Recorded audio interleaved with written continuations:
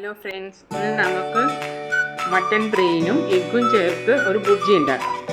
Mutton brain നന്നായിട്ട് wash ചെയ്ത് ഒരു ബൗളിൽ എടുത്ത് വെക്കുക.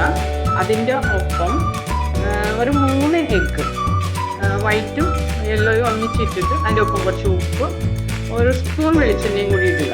എന്നിട്ട് നന്നായിട്ട് ബീറ്റ് ചെയ്യണം. എഗ്ഗും ബ്രെയിനും മൊത്തത്തിൽ നന്നായിട്ട് ബീറ്റ് ചെയ്യണം. എന്നാലാണ് മട്ടൻ്റെ ബ്രെയിൻ നന്നായിട്ട് കിട്ടുള്ളൂ. ഇതുണ്ടോ, അതേപോലെ നന്നായി ബീറ്റ് ചെയ്തെടുക്കണം.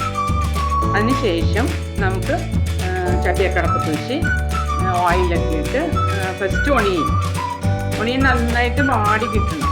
ഒണിയൻ എപ്പോഴും ഇടുമ്പോൾ ഒണിയൻ്റെ ഒപ്പം മറ്റേ ഇഞ്ചി പച്ചമുളക് ഇതെല്ലാം ഇട്ടോളൂ. എല്ലാം കൂടി നന്നായിട്ട് വാട്ടി ഒരു ലൈറ്റ് ഷെയ്ഡ് കിട്ടുന്ന ഇതിൽ വാട്ടിയെടുത്തു. നന്നായിട്ട് ഇളക്കി വാട്ടിയെടുത്തതിന് ശേഷം ഇത്തിരി ഉപ്പിടണം.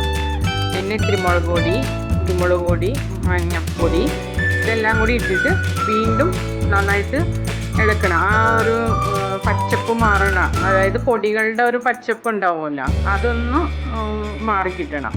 അതിന് മറ്റേ മാറിയതിന് ശേഷം ആ ബ്രെയിൻ നമ്മൾ ബീറ്റ് ചെയ്ത് വെച്ചേക്കണം ബ്രെയിൻ എടുത്ത് അതിലോട്ട് ഒഴിക്കുക.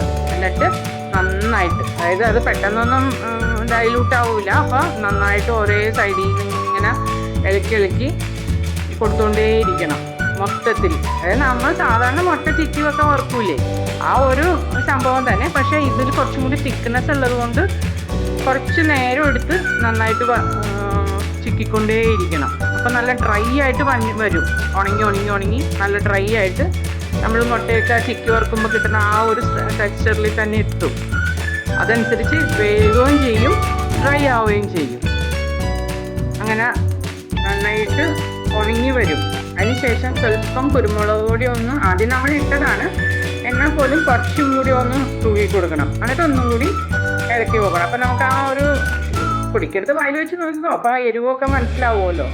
അതിനുശേഷം നല്ലോണം ഇളക്കി കൂട്ടിയിട്ട് മല്ലിയില പൊടിയായിട്ട് അരിഞ്ഞത് അതും ഇട്ട് ഇളക്കി വെക്കണം.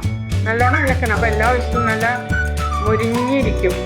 എഗ്ഗും ബ്രെയിനും എല്ലാം തന്നെ നന്നായിട്ട് മൊരിഞ്ഞിട്ടുണ്ടാവും. അപ്പോൾ നല്ലൊരു സ്മെല്ലും ഒക്കെ കിട്ടും.